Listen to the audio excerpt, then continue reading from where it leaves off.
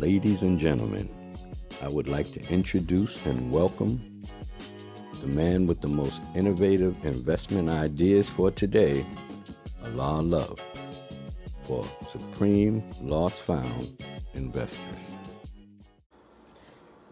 Peace, Supreme Lost Found Investors, and welcome to another one. Savings account versus the stock market, part 2.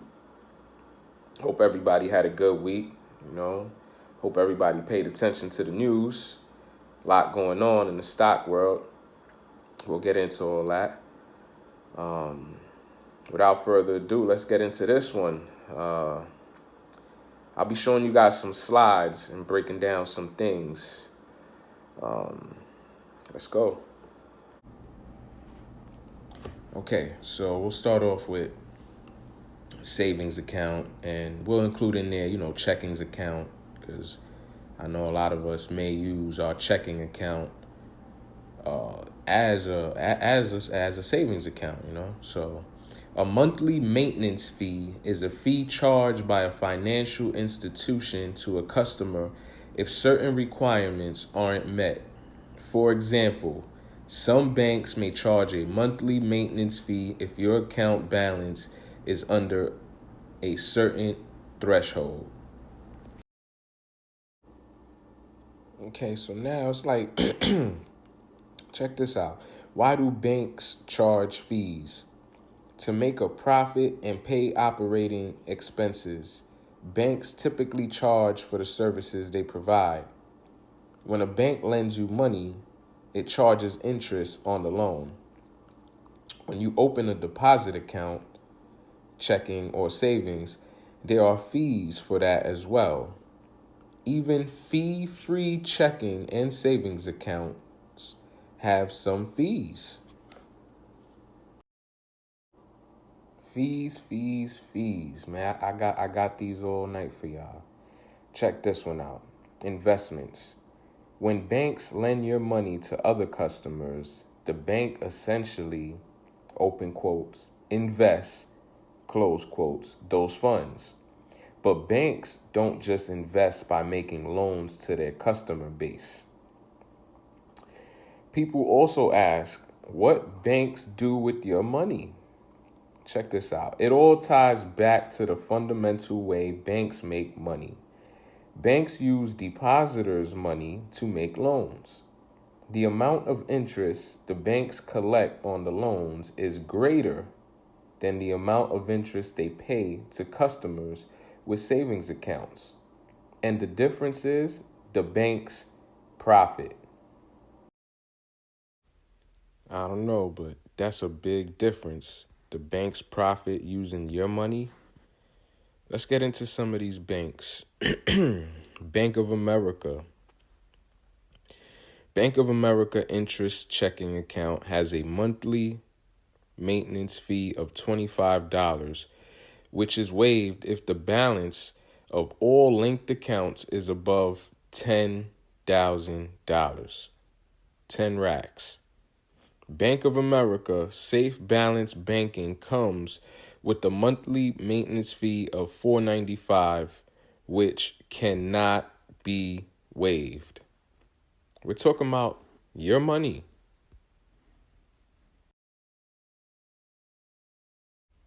And look, due knowledge. Another one, Chase. $12. Chase Bank has recently implemented a $12 monthly service fee to checking accounts that do not receive a direct deposit of $500 or more. According to Chase, the direct deposits must be an ACH credit, may include payroll, pension, or government benefit payments such as Social Security. $12. Wells Fargo, $5. In the case of Wells Fargo, the bank is applying a monthly $5 maintenance fee to existing consumer checking accounts.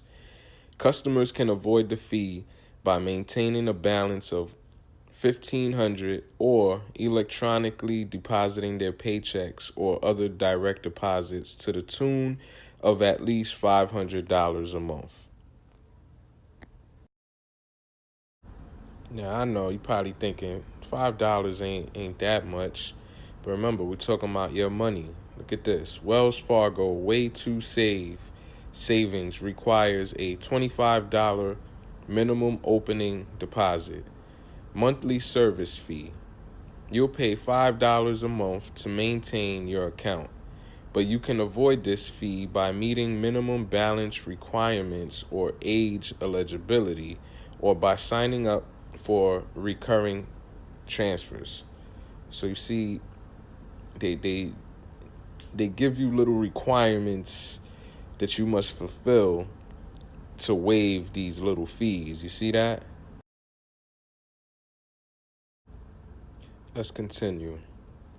Citi, the Citibank Basic Banking Account. The monthly account fee is $12 unless you make one qualifying direct deposit per month and one qualifying bill payment per month. Maintain a $1,500 plus combined average monthly balance in eligible linked accounts. Are age 62 or older.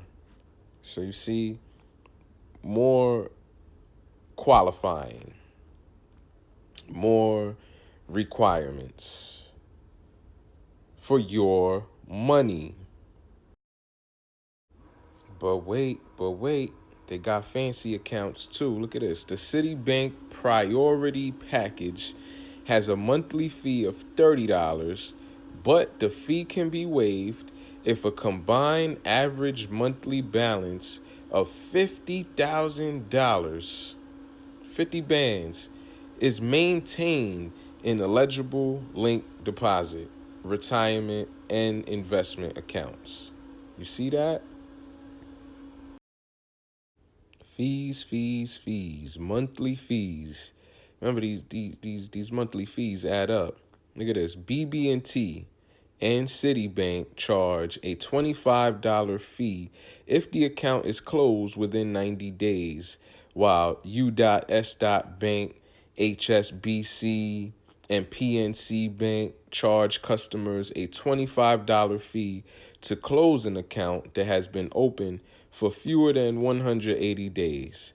Banks sometimes reopen old accounts after they have been closed by customers. Sometimes reopen.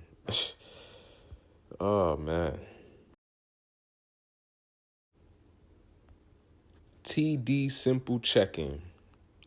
Simply pay a $5.99 monthly maintenance fee and don't worry about maintaining a daily balance. Remember, monthly fee. That's the key word there, monthly, every month.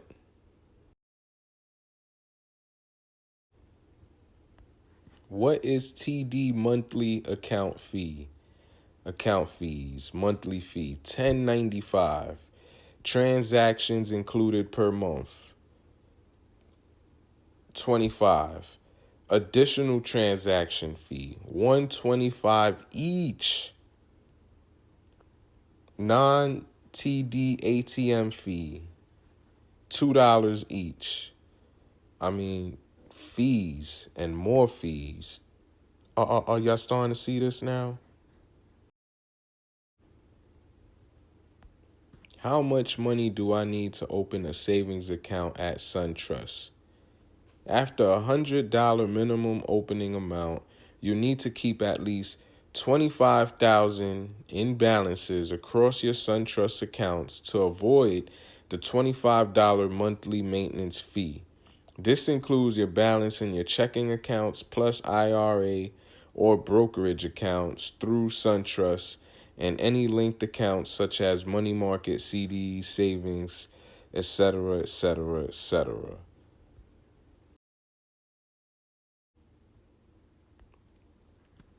What is Citizens Bank service charge?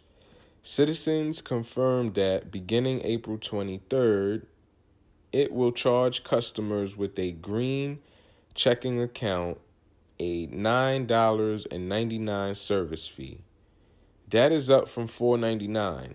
To waive the fee, customers need to either maintain an average daily balance of $1,500 or conduct 5 payment transactions per statement cycle. Okay, like we touched on just about, you know, the big banks, the more known banks that we're known to bank with and everything. All right. We don't need to go through anymore.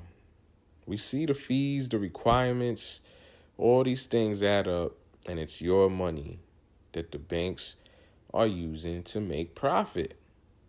You're not making the profit, you're losing money. They're making more. Look at this. Maximum daily withdrawal limits. I'm going to say that again. Maximum daily withdrawal limits on your money vary. On the other hand, Bank of America allows up to $1,000 per day. Ooh. And Citibank allows up to $2,000 per day in ATM withdrawals. Okay, I don't like limits, and it's on my money. You're limiting how much money that of my own that I can withdraw per day. I mean, come on, this is clear as day. I say let's keep our bill money, rent money in the bank, right? And then anything that we want to save, for the rainy days or any catastrophic events that may take place, I say there's another option for that.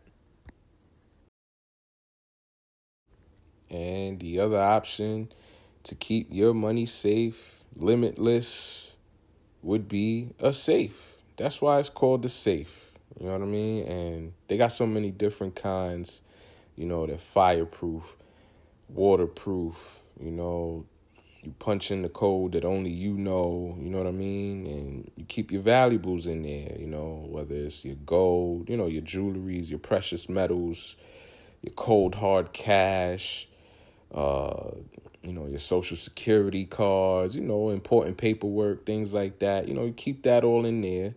And in case of a rainy day, in case of any catastrophic event that may occur, then you go in there. That's your emergency fund right in there. Open it up, take it out, and do what you got to do. You do what you got to do comfortably, knowing that you don't got a limit per day. You got everything you need, everything you saved up right there, available.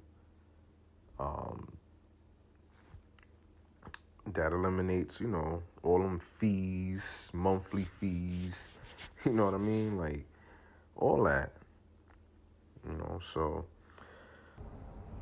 yeah, I say we use the bank, to hold our money that we're just going to transfer as far as paying our bills, whatever that's going to amount to. We use the bank for that.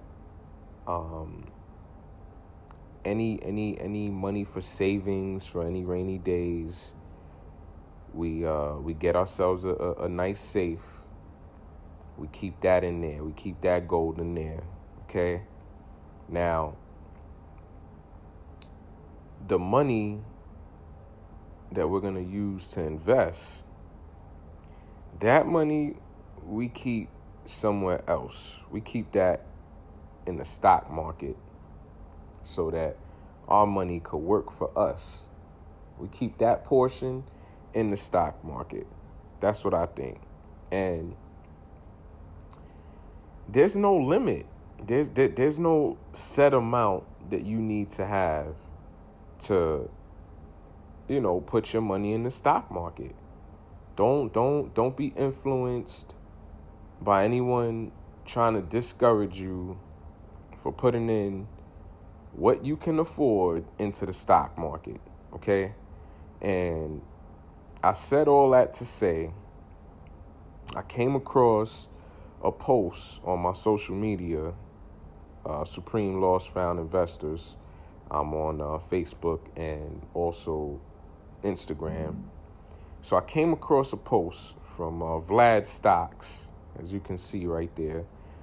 And it reads, the reality of stock investing is that putting a small amount in a company almost never pays off.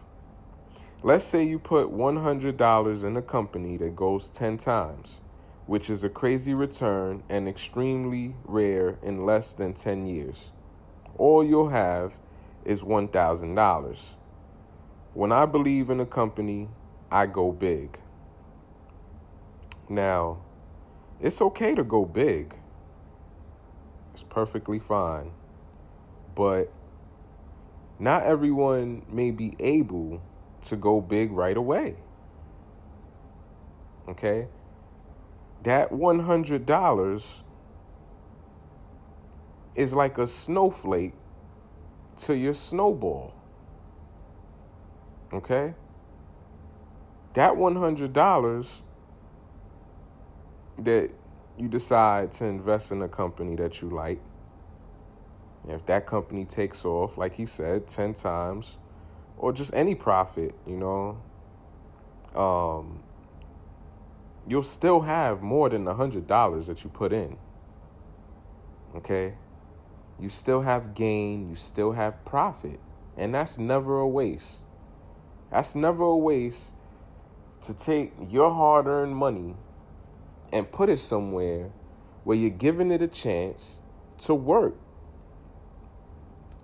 for you while you're at home resting, while you're, at your job working, while you're, just doing other things. Just to know that your money is out there and it's working for you. Okay? That's the whole point right there. That you make your money work for you. And there's no limit to that. Okay? These next slides that I'm gonna put up, these are quotes from Warren Buffett, a longtime investor in the stock market. And this guy so happens to be a lot of investors' idol. I've heard investors refer to him as the Michael Jordan of the stock market. Like Vlad Stocks. He bigs up Warren Buffett a whole lot. So check out these next slides, and you'll see that even the Michael Jordan of the stock market backs what I'm saying. Do knowledge.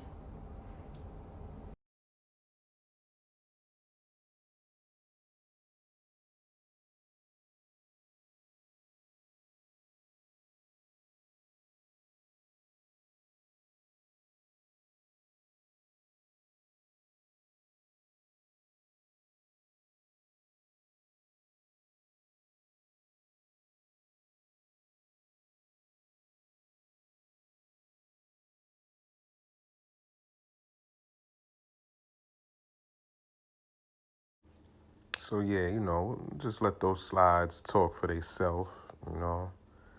Um, but yeah, it's portfolio time. It's portfolio time. I gave y'all a week. I told y'all last week, I told y'all look at some marijuana stocks. Watch them for a week. I told y'all to do that because I told y'all that this week was portfolio week. For all those, who don't have portfolios, who aren't investors in the stock market yet, this section is for you, okay? Pulled up, what is a portfolio on Investopedia? What is a portfolio? A portfolio is a grouping of financial assets such as stocks, bonds, commodities, currencies, and cash equivalents, as well as their fund counterparts, including mutual, exchange-traded, and closed funds. A portfolio can also consist of non-publicly tradable securities like real estate, art, and private investments. Portfolios are held directly by investors and or managed by financial professionals and money managers. Investors should construct an investment portfolio in accordance with their risk tolerance and investing objectives. Investors can also have multiple portfolios for various purposes. It all depends on one's objectives as an investor. Okay, so we're starting our stock portfolio, and we're picking companies that we want to choose to invest our hard work and money in, based on our research and due diligence, because we're not just going to gamble our hard work and money, okay? Some of us are taking this $100 or whatever you can afford, and we're putting it with a company that we trust that's going to make us a profit, okay? They're going to make profit, and they're going to share that profit in accordance with how many shares you own, okay? This is a big deal. If you didn't take the week to really watch and do research on these companies, then take another week, take another 2 weeks, take as long as it takes, as long as you think it's going to take for you to feel confident with taking your hard-earned money and putting it up.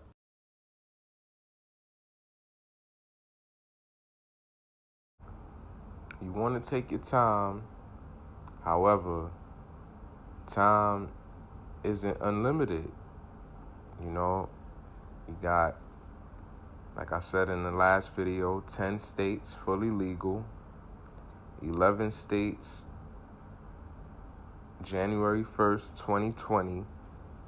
So, I mean, you don't got a long time, to get this thing right. But you don't want to make a mistake and, put your money somewhere where you shouldn't put it. But for those who did do the knowledge, did research, already got 1, 2, 3, already got several stocks in mind where they want to start putting their money at, for those, this part is for you, because your next step is to open an investment account. So check this out. How do I start an investment account? Here's your step-by-step process for opening a brokerage account. 1. Determine the type of brokerage account you need. 2. Compare the costs and incentives. 3. Consider the services offered. 4. Decide on a brokerage firm. 5. Fill out the new account application. 6. Fund the account. And 7. Start researching investments. See, so you're never done researching. You're always going to be researching. You're always going to be reading what your company's doing, Because remember, once you invest in stock and you start purchasing shares of that company, this immediately makes you part owner of that company. So it's in your best interest to do research and to know what your company's doing. Okay? You become a boss. All right? So as a boss, you want to know about your company, and you want to make sure that you're making what? Profit. Okay? That's what we want to make sure of. So there's definitely different investment accounts out there. I got about 3 companies that I'm using now. So that gives me 3 different portfolios, and I use each for for different reasons. Okay, I might have one account where I purchase international stock. Being that we're looking at the marijuana stocks, Canada is fully legal. And most companies in Canada are reaching the U.S., these 10, 11 states. Okay, so Canada is considered foreign. So many of these companies aren't in the New York Stock Exchange, but they're in the Canada Stock Exchange. You can still invest, okay?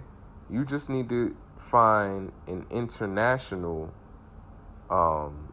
brokerage account that'll allow you to purchase stock, okay?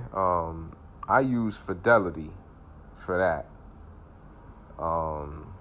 My first investment account ever was Ally Invest. And I went with them, after considering their services offered, after comparing costs and incentives. I decided on using that brokerage firm first because their incentives stood out. Okay? However, there are commission fees with both Fidelity and Ally.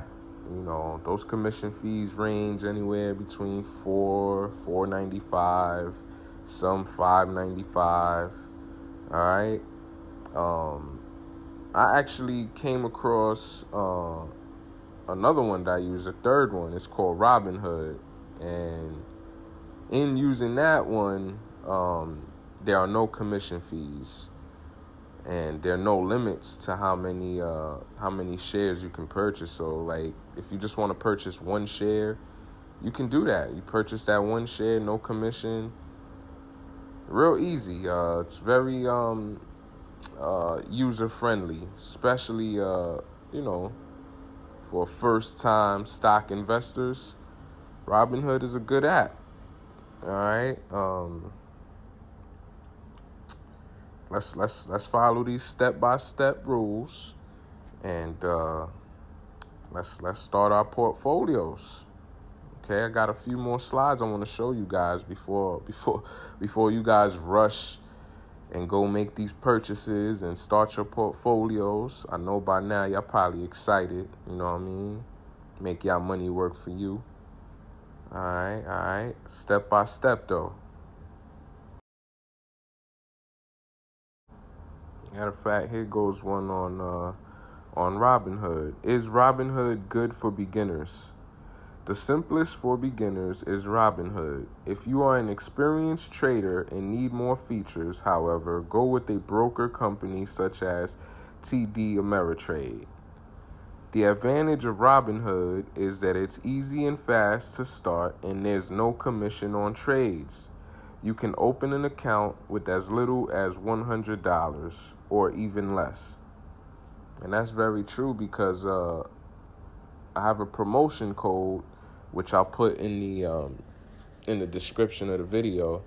Click that if you don't got Robinhood already. But again, this portion is for the beginners, those that have been with me and have been following my videos and did their research all of last week and already got a stock in mind that they're ready to purchase. Talking to those, I'm putting a link in the description. Click that. Fill out the application, and upon completion of that, you'll get a free stock for free.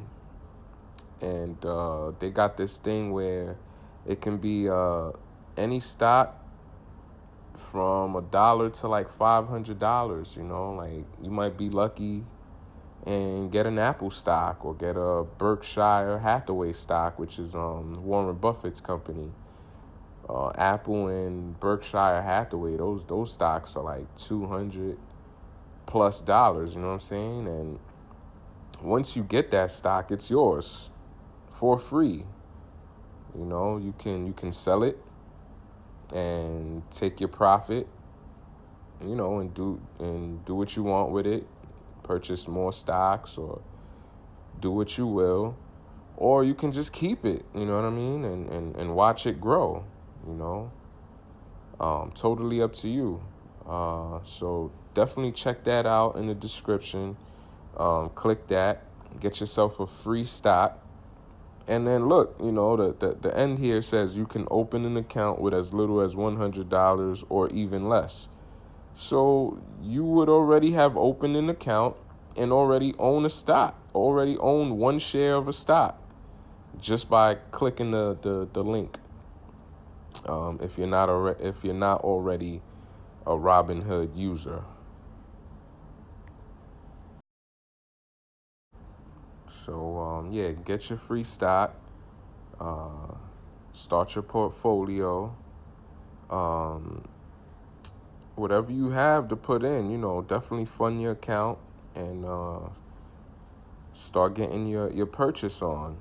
I pulled this one up. This one's kind of also like a rebuttal towards Vlad's stocks post. Can you invest $100? Buying and selling one single stock can cost up to $20 at a place like E-Trade. All of a sudden, your $100 investment is only worth $80 before you even get started. We suggest looking for a more affordable way to invest, like the Stash app. That's another one. If you're investing under $5,000, you'll pay a $1 monthly fee. I know I do. I used to get excited to shop for clothes and sneakers. Now I get excited when it's time to shop for stocks. And if that 100 is a little too steep right now, check this out. How can I invest $20? How to start investing in the stock market with only $20. Number one, set up an online profile. Shop around a bit to find the online investment company that you like the most. Okay, that should actually be your next assignment for this week. That one right there. Number one, set up an online profile. Shop around a bit to find the online investment company that you like the most. That's your assignment for this week. All right. Number two, select a no-fee mutual fund. 3, set up regular transfers to your account. 4, be patient and consistent. That's a big one. 5, using Acorns or other passive investing apps. That's another one, Acorns. Look into that one as well. 6, use a commission fee trading platform like Robinhood. There it goes again.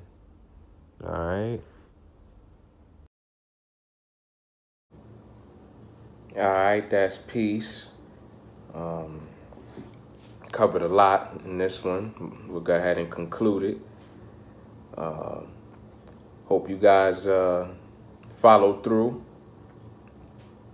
Pick your first stocks, your baby, and let's take this week to watch our money work for us. All right, with that, I say peace. Till next week.